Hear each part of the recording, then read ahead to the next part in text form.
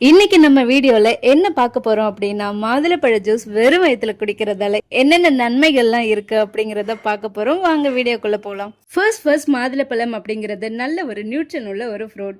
இந்த ஃப்ரூட் யாருக்கெல்லாம் நல்லது அப்படின்னா நார்மலா எல்லாருக்குமே நல்லது. முக்கியமா சர்க்கரை நோய் இருக்கவங்களுக்கு இதை எடுத்துக்கிட்டாங்க அப்படின்னா அவங்களோட கொலஸ்ட்ரால் லெவல் ரொம்பவே கம்மியாகும்.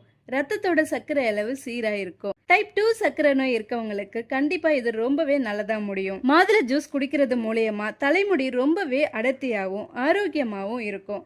அதனால முடி உதிர்தல் கவலைப்படுறவங்க, முடி வளரணும்னு நினைக்கிறவங்க டெய்லி வெறும் வயிற்றுல மாதுளை ஜூஸ் குடிக்கலாம். இதயத்துக்கு மாதுளை ஜூஸ் ரொம்ப ஆரோக்கியமானது. இதயத்துல ஏற்படக்கூடிய நோய்கள் எல்லாத்தையும் இது ரொம்பவே சீக்கிரமா குணப்படுத்திடும். அது மட்டும் இல்லாமல் ரத்த அழுத்தத்தையும் குறைக்கும்.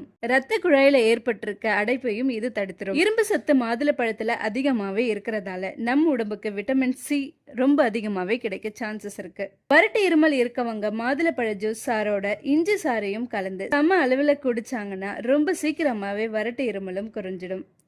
அதுக்கப்புறம் கேர்ள்ஸ்க்கு மென்சஸ் ப்ராப்ளம் இருக்கு அப்படின்னா 40 நாள் தொடர்ந்து மாதுளை ஜூஸ் குடிச்சாங்க அப்படின்னா அந்த பிரச்சனை சீக்கிரமா சால்வ் ஆயிடும். நினைவாற்றல் இல்லாதவங்க, மெமரி கம்மியா இருக்கவங்க மாதுளை ஜூஸ் எடுத்துக்கிட்டாங்கன்னா அது அதிகமாகிறதுக்கு நிறையவே சான்சஸ் இருக்கு. இது மாதிரி மாதுளை ஜூஸ்ல பல நன்மைகள் இருக்கு. இதை ட்ரை பண்ணி பாருங்க. கண்டிப்பா உங்களுக்கு நல்ல ரிசல்ட் கிடைக்கும்.